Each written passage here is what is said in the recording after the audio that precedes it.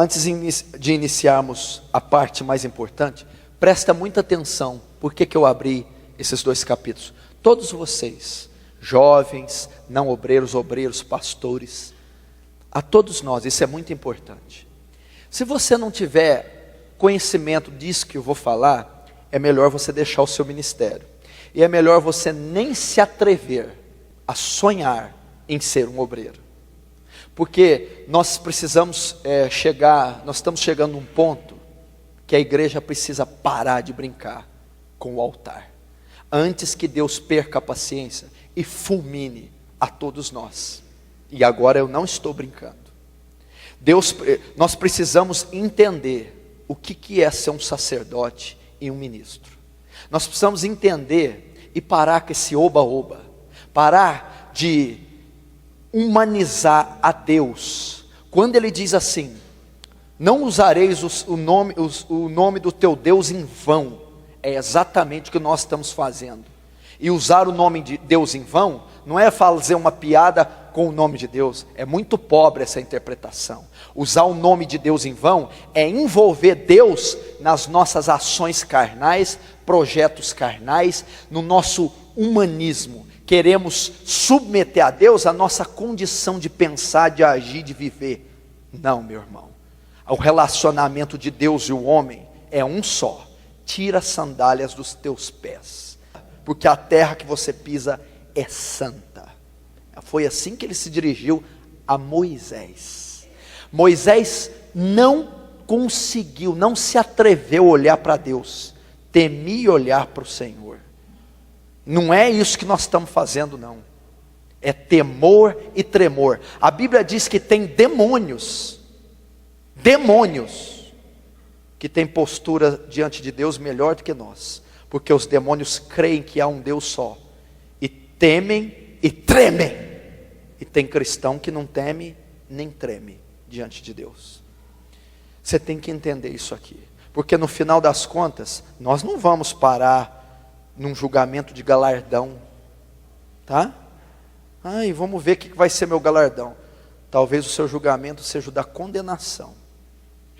Profetizei em teu nome, fiz milagres em teu nome, abri comunidades em teu nome, fiz congressos em teu nome, curei em teu nome, cantei em teu nome, gravei CD em teu nome, fiz de torto a direito com teu nome. Você fez? Mas eu não te conheço. Aparta de mim, vós que praticais a iniquidade. Isso é muito sério. Isso é muito sério. Não pense que esse dia não chegará.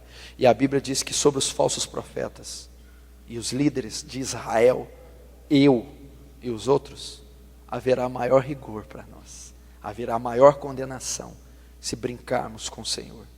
Então, meu filho, eu acho que você deveria pensar bastante antes de integrar no ministério.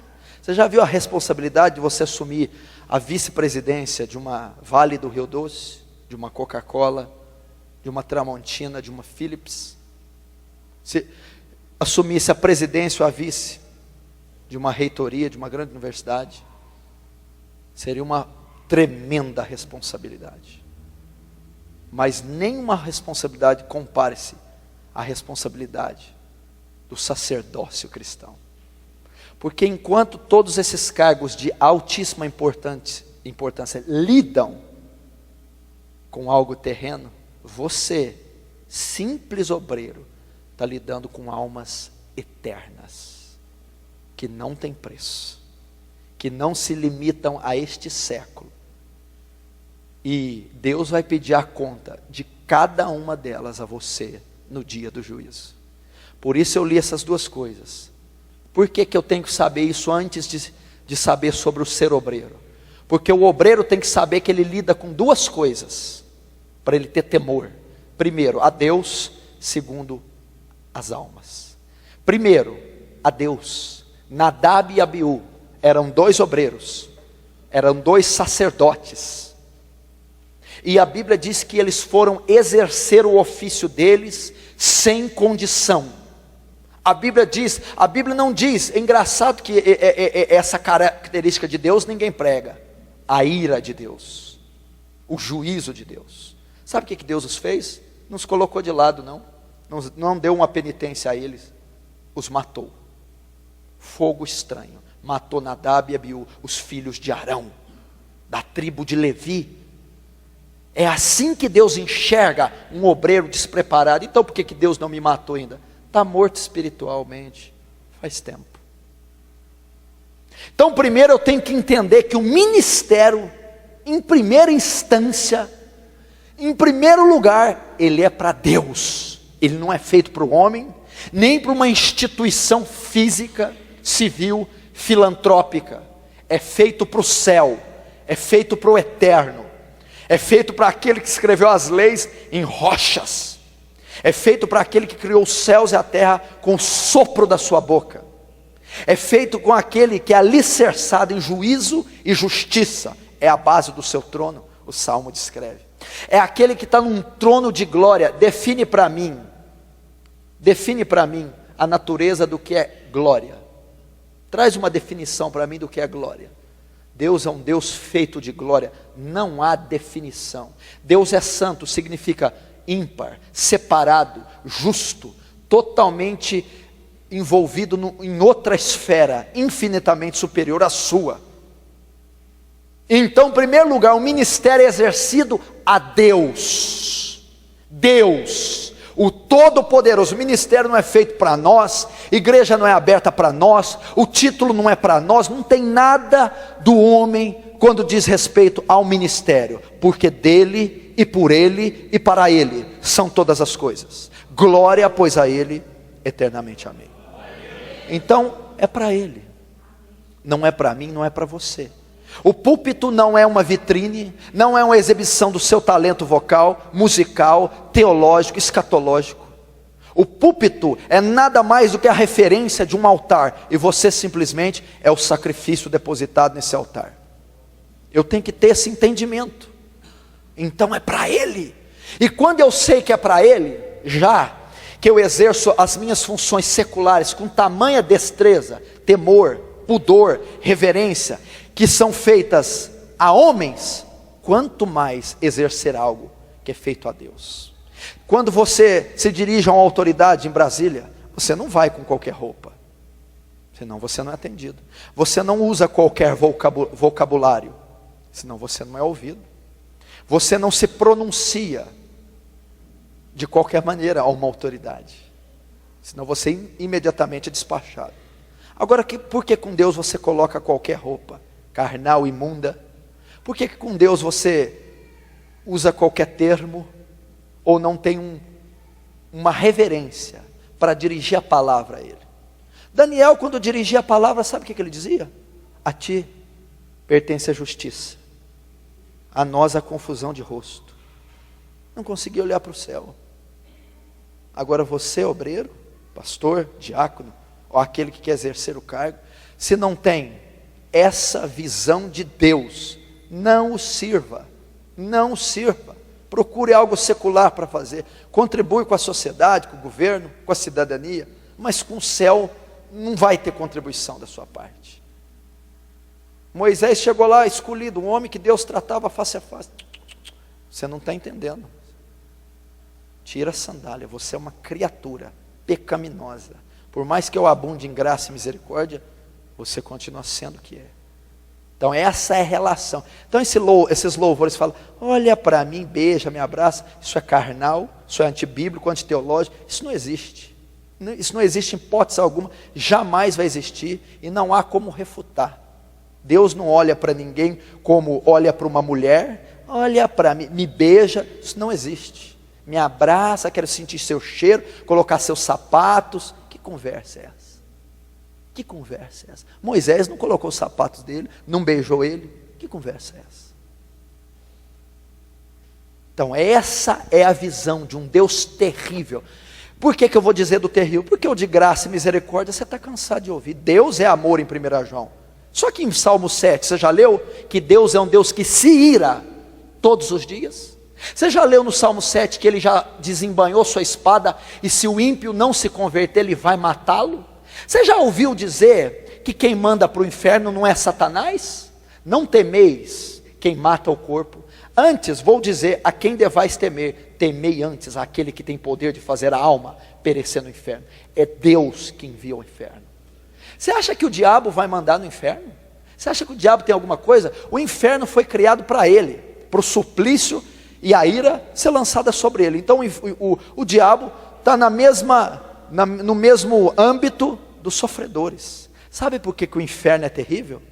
Porque a ira do cordeiro será despejada nele.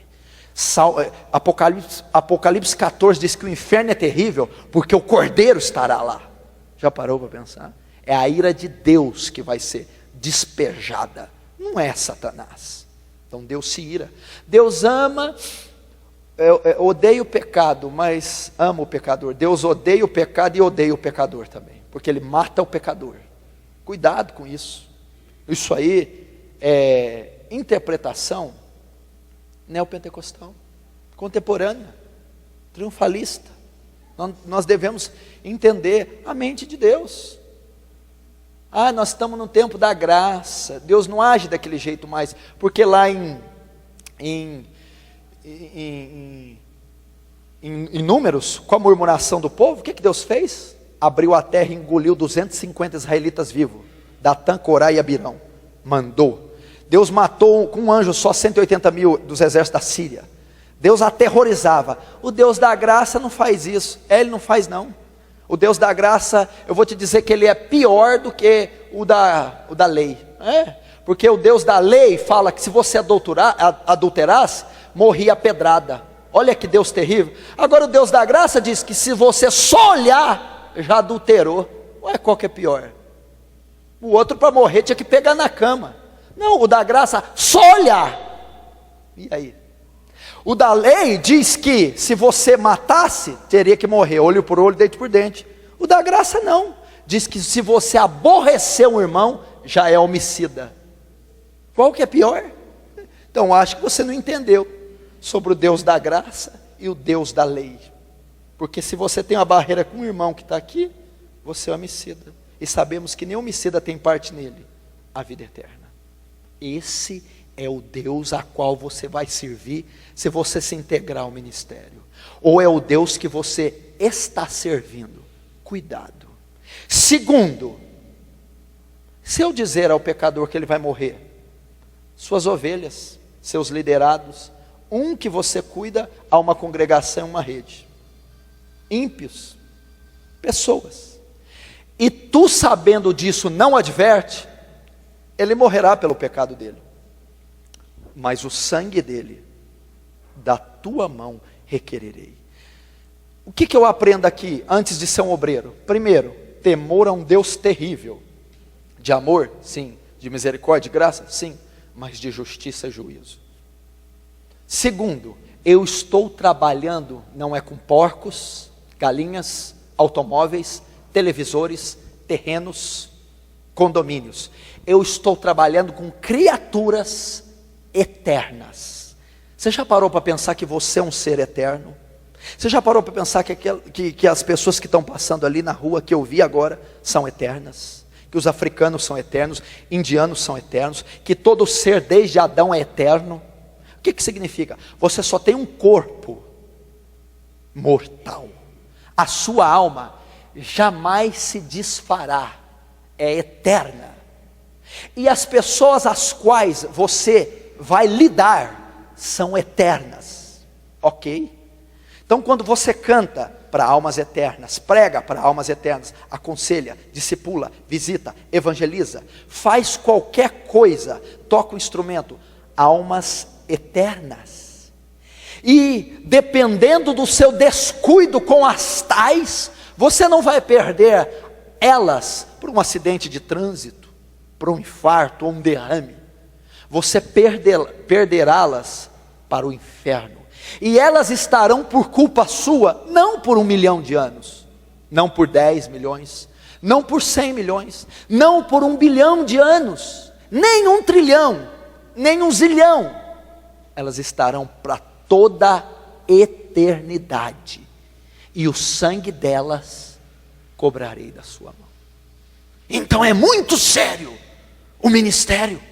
São almas eternas que nunca se desfarão. Então olha o cuidado que eu devo ter antes de exercer, ou se eu estou exercendo um ministério. Quantas que já passaram na nossa mão e já morreram? Quantas que já morreram sem Cristo? Quantas que se perderam por negligência, omissão, incompetência e responsabilidade nossa, e se morrerem nesse instante que estão lá servindo ao mundo e ao inferno, nós seremos os culpados.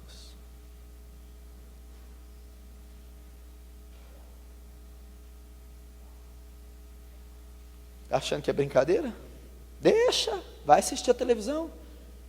Fica influenciado pelos programas evangélicos brasileiros. Fica influenciado. Você acha que aquilo é evangelho? Você acha que aquilo é método de ministrar louvor? Método de compor um louvor? Método de ser um instrumentista, um pastor? Uma campanha, uma cruzada é daquele jeito?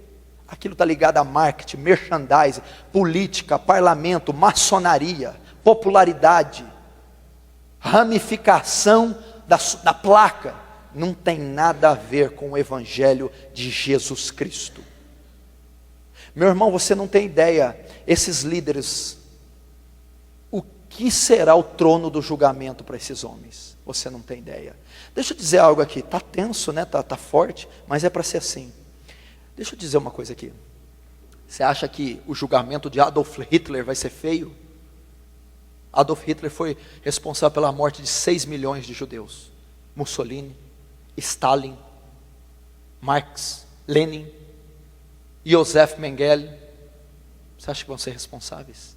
São os maiores assassinos que essa terra já teve. São as pessoas da pior espécie. Mas deixa eu te dizer uma coisa, o julgamento deles não vai ser tão árduo como o julgamento dos falsos líderes. Por quê? Porque esses aí só mataram corpos.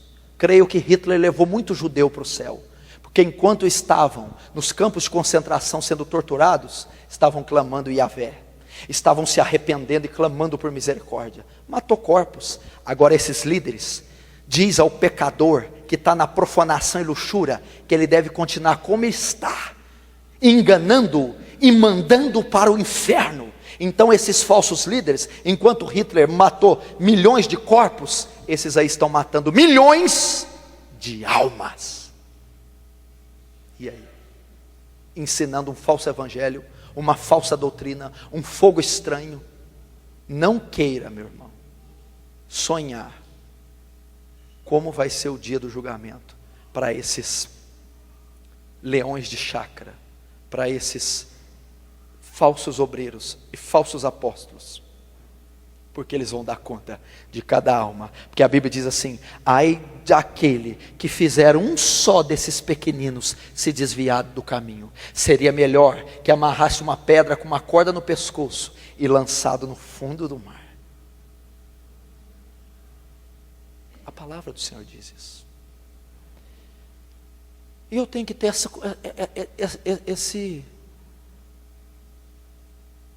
esse conhecimento do que é um ministério. Antes de subir num púlpito, como é que está a minha vida? Quanto tempo você passou em oração para cantar? Para pregar? Para aconselhar? Quanto da Bíblia você estudou para ter princípio bíblico e não falar coisa da carne ou das ciências sociais? Como é que é? Passou a semana inteira vendo novela, TV, internet, paquerando, passando a mão. E depois foi louvar, ministrar, pregar, cantar. É o ministério de Nadab e Abiú. É o ministério de Nadab e Abiú. Olha a responsabilidade. E nós não podemos ser demais maduros para dizer: isso aí eu tenho ouvido desde que nasci. Talvez nunca ouviu desde que nasceu. Nós temos que ser inocentes, sinceros e puros como crianças. Porque eu tenho pregado o Brasil todo, tenho vivido um evangelho na medida do possível, verdadeiro. Mas toda vez que eu sou advertido pela palavra ou por um homem de Deus, eu me curvo e me dobro e reconheço a minha falha, seja quem for. Aí está a nobreza de um homem de Deus. Não está em dizer que sabe tudo, e sim de reconhecer quando não sabe, quando não tem condição, quando está em falta com Deus. Quando diz, tenho que rever minha vida, porque o meu ministério até hoje pode ter sido feno, palha, restolho, vai queimar pelo fogo, não é pedra preciosa, não é ouro, está edificado sobre a areia. Porque não adianta você ter quantidade e você não ter qualidade. Então é preferível ter uma igreja com 1000, só com um salvo, ou uma igreja com 10 e 10 salvos? No final das contas, a igreja de 10 prevaleceu sobre a de 1000, porque tinha um pastorzinho humilde, apto, na frente dos 10. É isso que é importante. Quem te disse que Deus está ligado a números? Quem te disse que Deus está ligado a números? A Bíblia diz assim, escuta esse versículo: ainda que Israel seja como a areia do mar, só o remanescente será salvo. Porfiai por entrar na porta estreita, porque são poucos os que vão passar por ela. Jesus já profetizou 2000 anos, nem que você quiser, você muda essa profecia, nem que você chamar uma construtora para largar a porta, para tentar passar mais gente, não vai passar. São poucos os que passarão por ela. Ele não está ligado a números. Pare com a numerolatria. Eu preciso crescer, eu preciso. E essa numerolatria tem acabado com a igreja brasileira, porque todo mundo quer crescer, e estão como um rolo compressor passando por cima dos princípios bíblicos e teológicos.